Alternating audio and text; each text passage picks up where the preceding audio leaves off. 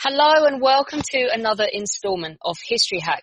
We have such a treat for you today. So many of you have asked if we would try and get Simon Sebag-Montefiore onto the show to talk about the Romanovs, which you all absolutely adored. He came on a couple of weeks ago to talk to us about his new paperbacks, but he has returned. Simon, hello. Hi, lovely to be back with you, Alex. Oh, you have no idea how many people have asked us to do this podcast with you on the Romanovs, because you haven't really touched on them beyond the odd mention here and there so far.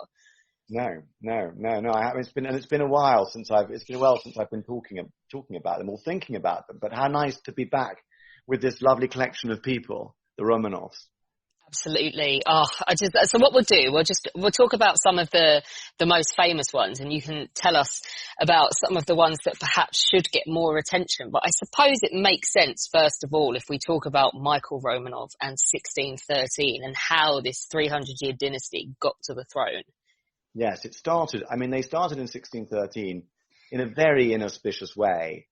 Russia was a failed state. It had been invaded by the Swedes, the Poles, the Tartars from the south. It was really falling apart, and they'd had pretenders, the first, second, and third false Dmitri among them, and so they needed to choose. They needed to find a figurehead, a patriotic figurehead, and so they found this boy who was extremely young. He was only about 16, and he had a stammer and a limp.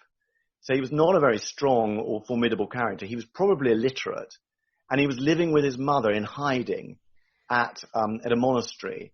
And they sent from Moscow a delegation.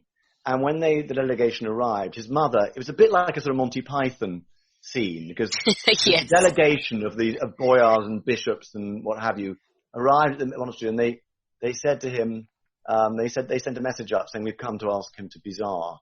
And the mother just said, "Go away."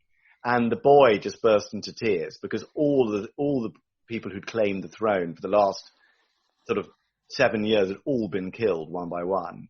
And there was no kingdom left, really. And so they sort of, they refused to be Tsar, but the people insisted. And in the end, they accepted the throne for Michael Romanov.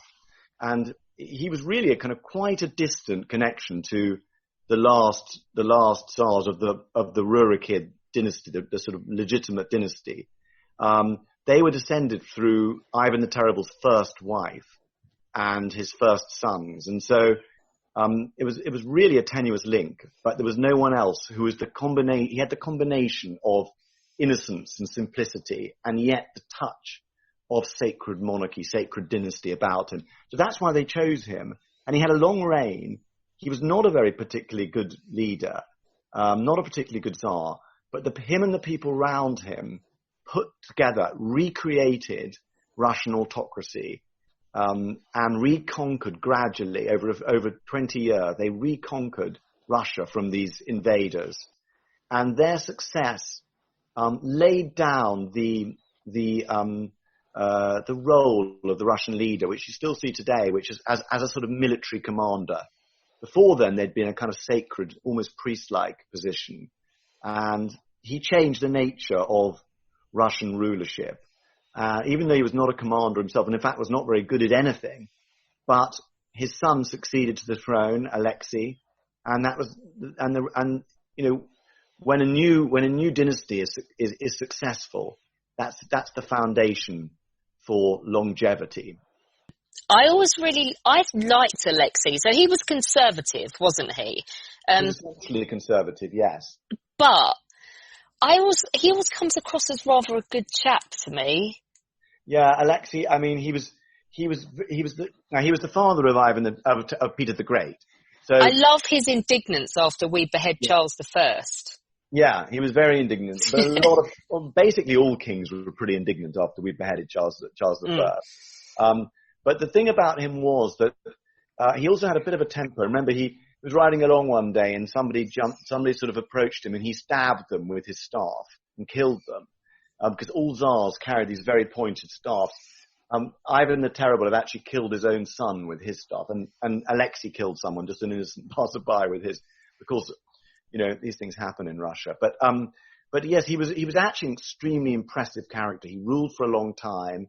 He started the sort of conquest of what we now call Ukraine, and he was intelligent, and he really laid the foundations, founded by his father, but he really laid foundations for the Romanov dynasty and for the creation of the state, the Russian state, which was still called Muscovy, and it was still essentially a Muscovite state, not yet an early modern. It was not yet an early modern empire as it became, but he was extremely tall and very interested in the mechanics of things, very interested in guns and buildings, and so it was not surprising that his son was Peter the Great.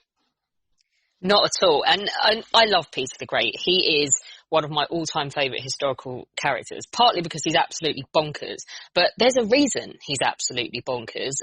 Sophia, did you cover her much in the book?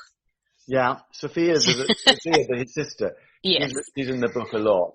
And there are a lot of fascinating women in this book, by the way. And one of the fun things about the Romanov dynasty is that there was a whole century when Russia was essentially ruled by women, which I'm sure we'll come to in a second. But yes, they were Russia, which is quite a chauvinistic country. I think I'm safe in saying that even today, even in the 21st century, was ruled by these really astonishing selection of women, some of whom were really very gifted, some of whom were kind of complete ogres and monsters out of kind of Game of Thrones.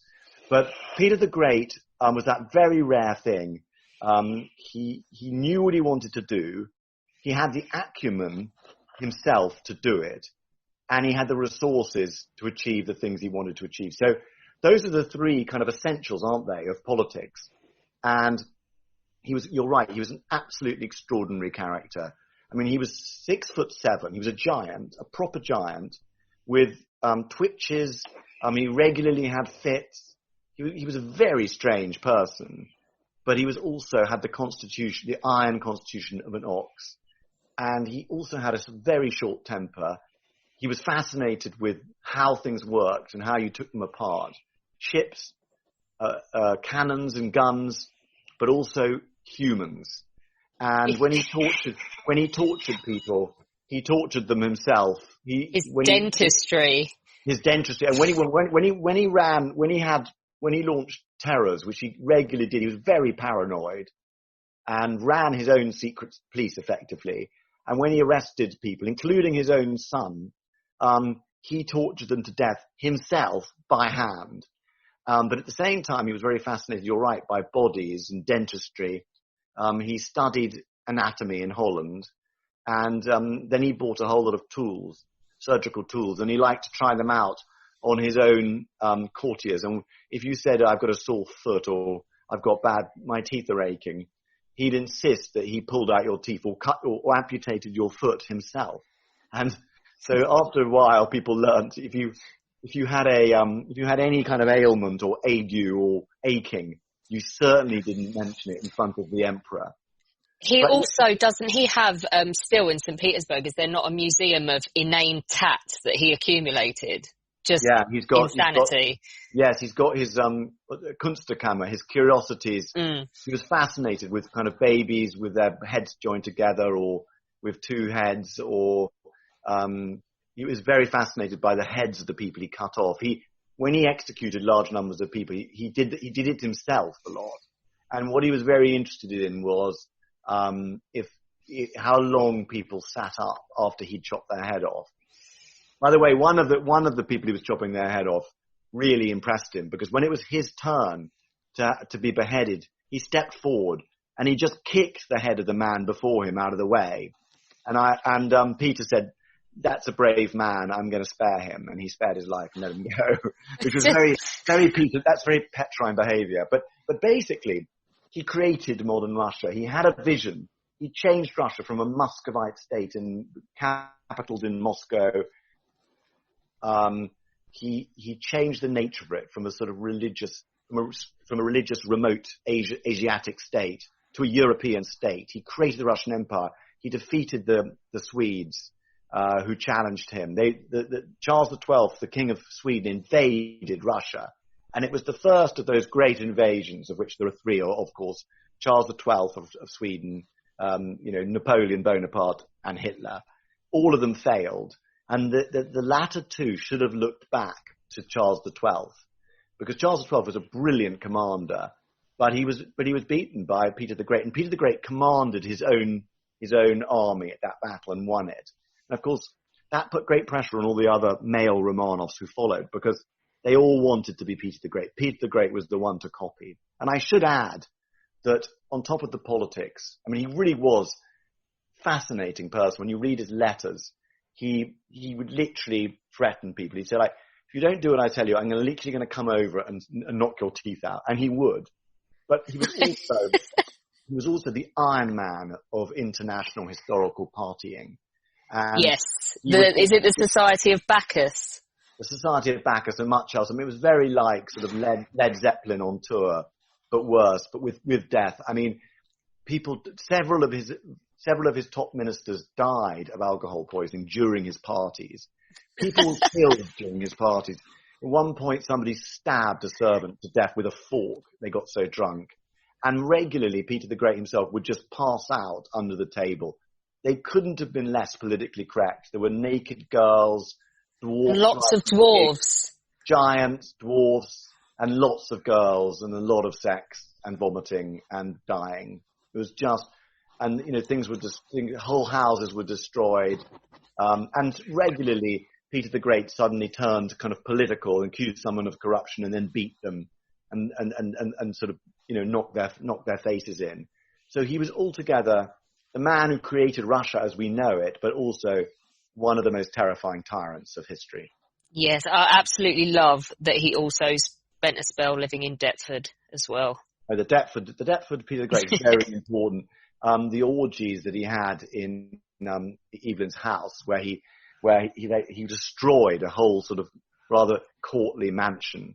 He destroyed it. He played him and his courtiers got drunk, defecated everywhere, wiped their bottoms on the curtains, and then played wheelbarrow races in the garden and destroyed all the hedges.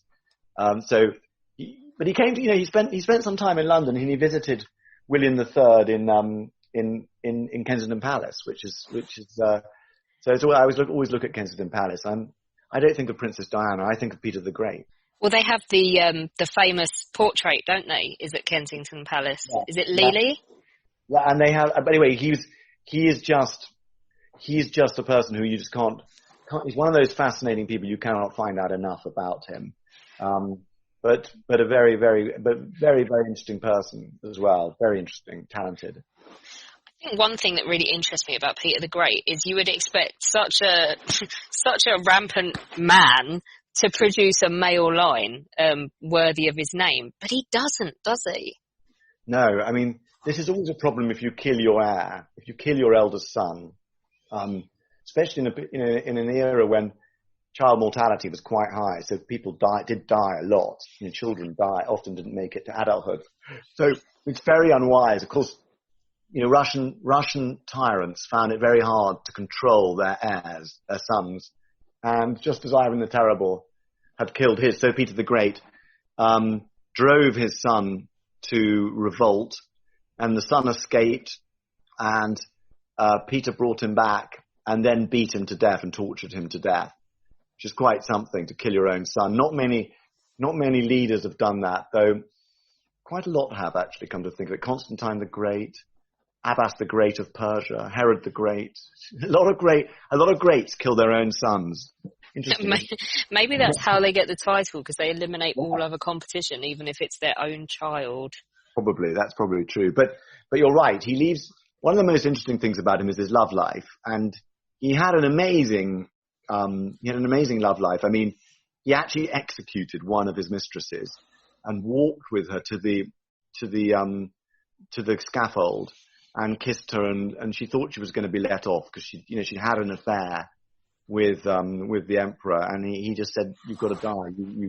She aborted her babies, her babies. She exposed her babies, which were born out of wedlock. And she was caught, and she was very beautiful and very young. I mean, she was 19, I think, when she was executed. And when she was executed, she was Scottish. She was called Hamilton. And when she was beheaded, Peter the Great went and got the head out of the basket and kissed it on the lips, and then dropped it into the basket. And of course, even the Russian crowd, who were not too shockable, they just gasped in horror, as you can imagine. I always found a lot of parallels between her and Catherine Howard. Yeah. That's true. But the interesting thing was that he was also very meritocratic. He wasn't really very interested in marrying, in marrying kind of princesses or aristocrats. The love of his life, who became Catherine I, the Empress Catherine I, was really a camp follower, not much senior to a prostitute. She'd had affairs with all sorts of people. She'd been captured naked and marched into the Russian camp, literally naked. And he saw her, and she became his laundress. And then he married her, had children with her. And when he died, he left the throne to her, who was not only not royal, but not even noble. I mean, she was literally a peasant's daughter. And she became the first empress in her own right, in modern history. And really that is, forget Napoleon Bonaparte. Catherine I is the most meteoric rise of any person in the last history of the last 500 years. And then after her, we go to Elizabeth. Yes, well, Elisabetta is just was the daughter of Catherine I and Peter the Great. So she was Peter the Great's daughter. So she was a giant. She was what we'd call a glamazon these days. She was blonde, blue-eyed. She rather than Catherine the Great, it was Elisabetta who was really a kind of great sexual enthusiast and liked to have many lovers at the same time. And because she was the emperor's daughter, she did exactly what she liked in life. She was also, I think, intelligent and able, and actually really laid the foundations for Catherine the Great. She was really one of the first great female rulers of modern times, and she was also cruel like her father. She could be very cruel. She had one of her ladies in waiting. She had her head shaved when she was jealous of her hair. Another, she had her tongue pulled out.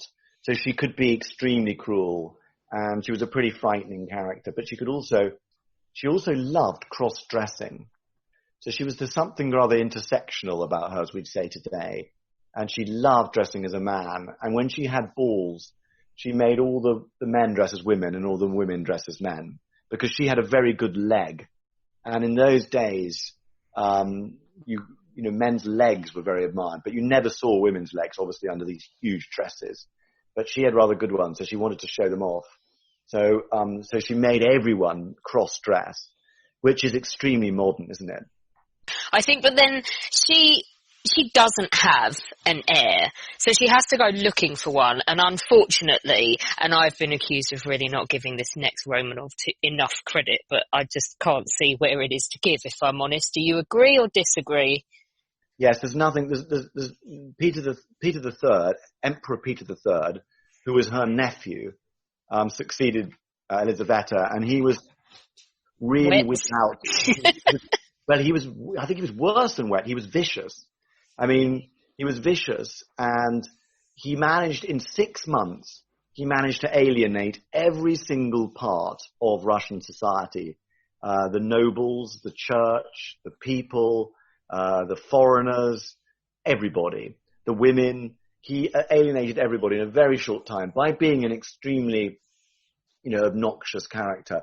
I wonder if he was mentally, if he was mentally challenged in some way. It's hard to tell, but he was. There seems to be a distinct lack of any cognitive reasoning, doesn't there? He lacked empathy. He lacked empathy. He couldn't read people, and it was a very dangerous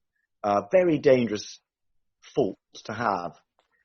Ruling Russia is all about ferocious vigilance at all times, and that ferocious vigilance requires a bit of paranoia, but it also requires subtle reasoning and the ability to win people over at all times. And the great Russian rulers could do that using a mixture of terror and favor. But he really couldn't. And he was unlucky in that he married a 14-year-old German princess from a minor principality who was left on her own in Russia at 14 years old, not speaking Russian, but she learned Russian very quickly. And she, of course, was really, the star of the 18th century, probably the greatest female ruler in all of history, Catherine the Great. Absolutely. It's just a pity for him that he married a competition he absolutely could not beat. He could not beat her. Catherine the Great had everything that he didn't. And the strange thing was that, she wasn't even Russian, as you know, she's German, but she was first of all, she was attractive. She had lovely auburn hair, good lips, good blue eyes, but she was also highly intelligent, almost a nerd in her reading. Yet she was also highly physical, uninhibited, sensual, energetic. And then she had something else which is so essential in politics: charm. She could charm anybody. She famously made friends with she made friends with all the men. All the men wanted her, and she used them and chose who she liked. She was a great enthusiast for sex and for friendship, by the way. She was a great friend to have. She was loyal to her friends forever. She wasn't promiscuous for its own sake. She believed in love, and she said, I can't be an hour without being in love, without love. And she was really a serial monogamist, what we'd call today, but she was also extremely tactical. So when she was a teenager at the Russian court, she made friends with all the old ladies at court. She realized that they were very important. And she learned the name of all their dogs and parrots and cats. And, she understood that it's detail, it's personal contacts that make the difference in politics. Politics is about people, and she understood that. I have always had a soft spot for Alexander the First. Well, Alexander the First was Catherine's grandson, and she also, like Peter the Great, like Ivan the Terrible, she hated her son Paul, and Paul the Mad succeeded her as emperor, and everyone predicted, and she predicted, that he wouldn't last long as emperor. And sure enough, he was assassinated in the most brutal assassination, where people hated him so much that when his assassins, first of all, they strangled him, but then they literally took turns stomping on his head until it was crushed. That's how much they hated him, which is quite something. So his successor was his son, Alexander I. And Alexander I had agreed to the killing of his own father. So the Romanovs are quite a family. This is a family where you've got sons killing their fathers, fathers killing their sons, wives killing their husbands. You've got cross-dressers. You've got It does make Game of Thrones look pretty lame at times, doesn't it? Yes, you've got many sort of threesomes and ménage à trois with two women and men, and I mean you could go on. But Alexander I is much underrated, and I think you're right, because he was up against Napoleon. No one was as brilliant as Napoleon, and Napoleon was a self-made man, and Alexander I was nothing like as talented as Bonaparte, but he learned his lessons. I mean, he screwed up. He screwed up very badly at the great battles against Napoleon, at the Battle of Austerlitz, because he wanted to be Peter the Great. He wanted to be a great commander. They all did, and he wasn't. He just wasn't. But once he'd survived the burning of Moscow and the fall of Moscow by Napoleon, he suddenly found strength and a certain determination, and he put together the coalition that destroyed Napoleon, and he led his armies from Moscow all the way to Paris, and he took Paris. That's quite an impressive performance. And on top of that, he really did bring Russia to the top table as a great power. And it's interesting because when Joseph Stalin in 1945 took Berlin, the American ambassador said to him, congratulations, Generalissimo Stalin, you took Berlin. And Stalin, quick as a flash, said, yes, but Alexander I took Paris. Did he then, though, decide he'd had enough of all that and fake his own death? I don't think he did. I think he died. But he is one of those great mysterious characters. I mean, he specialized in being mysterious.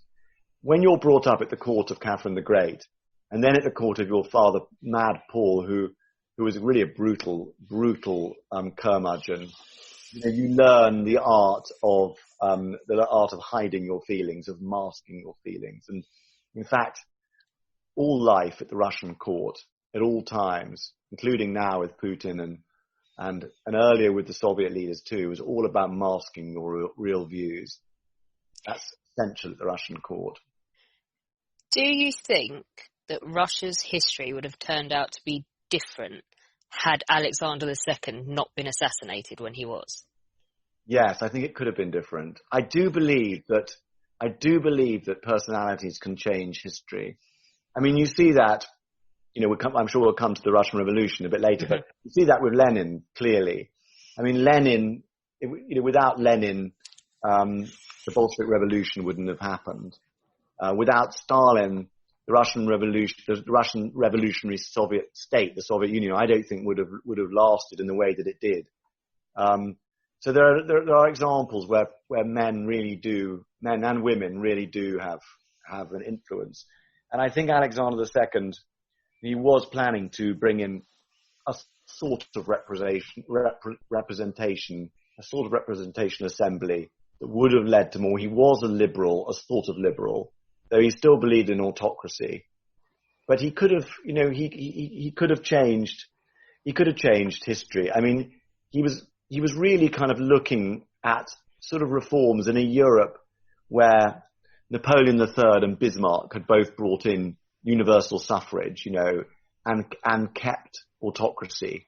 So bringing in a sort of assembly didn't necessarily mean he was planning to deconstruct the Russian autocracy, but it was a start, and I think it could have changed the whole history of Russia. And Lenin, by the way, who obviously was a brilliant student of power, thought that it could have gone either way. So that's interesting, and I agree with Lenin on this occasion.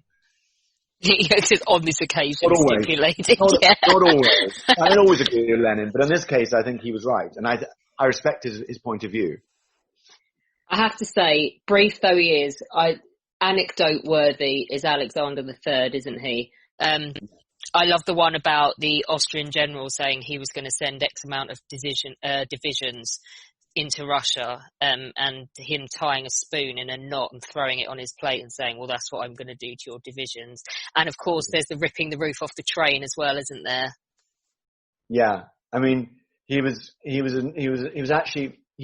unintelligent, and he was physically a giant. He could lift, it's right, he lifted up the train. He lifted up the roof of the train when people were trapped under it. He was immensely strong. He could tear up kind of phone books and packs of cards. So he was literally a giant, very strong. But he was also really a capable ruler. He sort of understood how to manage people. Though everyone was terrified of him.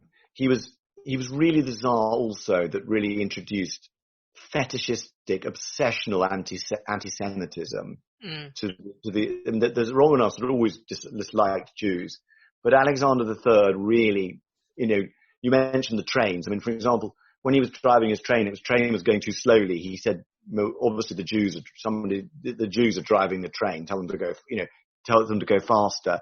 Even that he blamed on the Jews. He hated the Jews, and he brought up his son Nicholas II to absolutely hate the Jews. And this attitude was not just racist, but it was also deeply unwise. But Alexander III was an interesting character too, because he really died of alcoholism, and he was a huge drinker.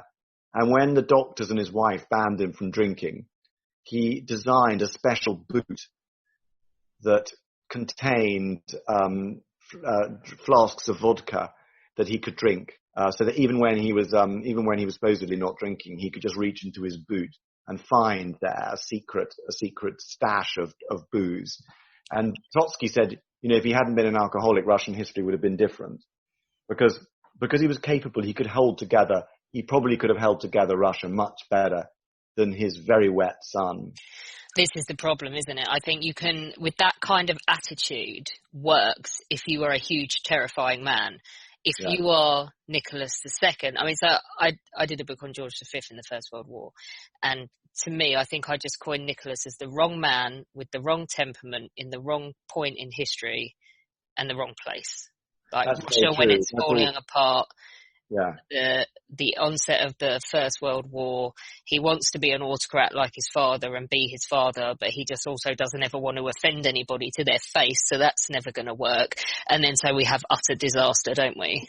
Yes, I mean he was so. You summed it up very well. I mean he was first of all sort of physically very unimpressive, which really matters in Russia for some reason. Really, the machismo.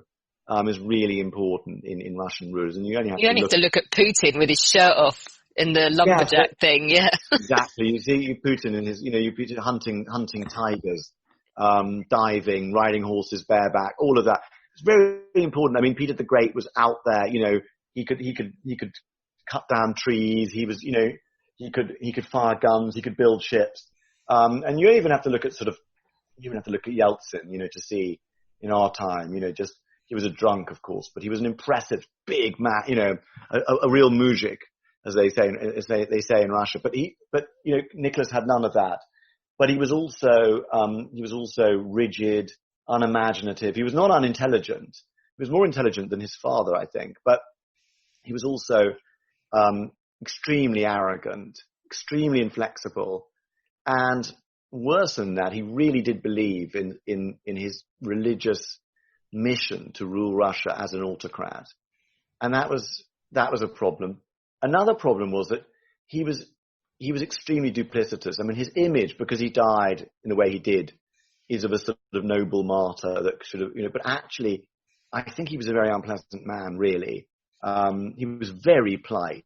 People said they'd never met a politer man. So he had beautiful manners, beautiful voice, beautiful blue eyes, but behind your back, he'd immediately betray you. So his ministers didn't trust him. And they compared him to Emperor Paul the Mad, because you never knew where you were with him. He'd be very friendly to you, and when you go home, someone else would sack you. So no one trusted him. No one trusted him in his own government.